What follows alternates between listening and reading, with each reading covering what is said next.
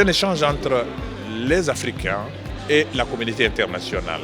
Puisqu'il s'agit de paix et de sécurité en Afrique. Comment faire pour améliorer justement le dispositif de paix et de sécurité? C'est un forum qui est devenu un rendez-vous incontournable de la communauté internationale parce que c'est un lieu d'échange très informel entre des acteurs étatiques, des organisations internationales, mais aussi des acteurs issus du monde universitaire, des think tanks, des chercheurs, mais également des entreprises qui toutes ont un point commun, c'est leur intérêt pour la sécurité sur le continent africain. Donc cette initiative est devenue au fil des années une initiative profondément sénégalaise et c'est, je crois, un grand succès. Et l'idée, c'était de pouvoir créer une sorte de dialogue informel entre des experts, des militaires, des policiers, des hommes politiques, des ministres, des chefs d'État, des journalistes, pour pouvoir réfléchir ensemble aux solutions qui sont nécessaires pour assurer plus de sécurité et plus de défense sur le continent africain.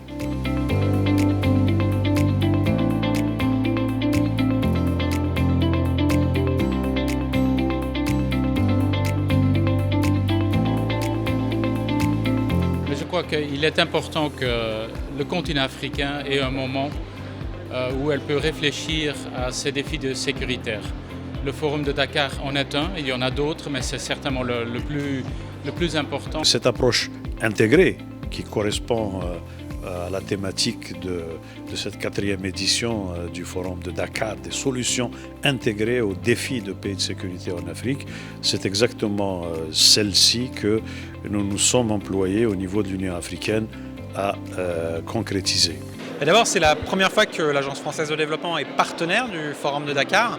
Et pour nous, c'était important de devenir un partenaire sur des sujets qui aujourd'hui sont au centre de son mandat. C'est un carrefour de réflexion très original et très spécifique. Au-delà du thème de la sécurité, on arrive à avoir sur 2 jours des échanges très enrichissants.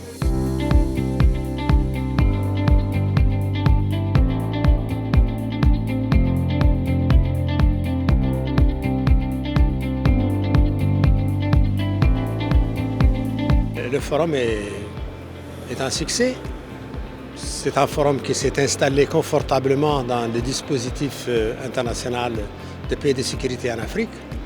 Et je pense que sur ce plan-là, il faut féliciter ses initiateurs et ses promoteurs. C'est un très très beau projet, mais aussi un défi très lourd parce que jamais aucune manifestation de ce genre sur le continent africain n'avait été organisée. L'avantage de ce forum, c'est qu'il regroupe des chercheurs, des décideurs politiques, les Nations Unies, l'Union africaine, des opérateurs économiques, des fabricants des éléments qui peuvent aider également au renseignement militaire, au renseignement financier.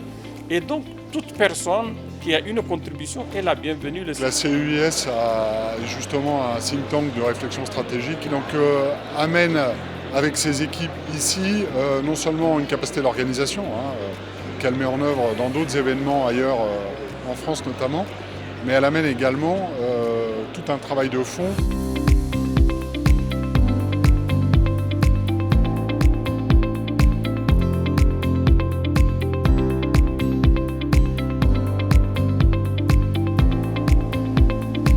Quand vous regardez les thématiques, elles embrassent l'ensemble des défis sécuritaires auxquels le continent africain fait face.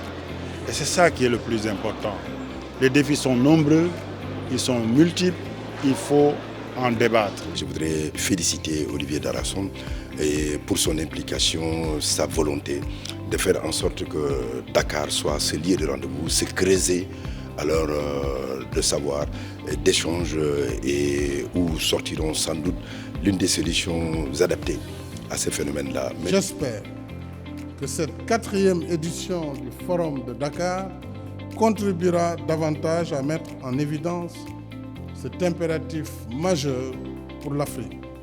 et je souhaite plein succès aux travaux du forum. Je vous remercie de votre aimable attention.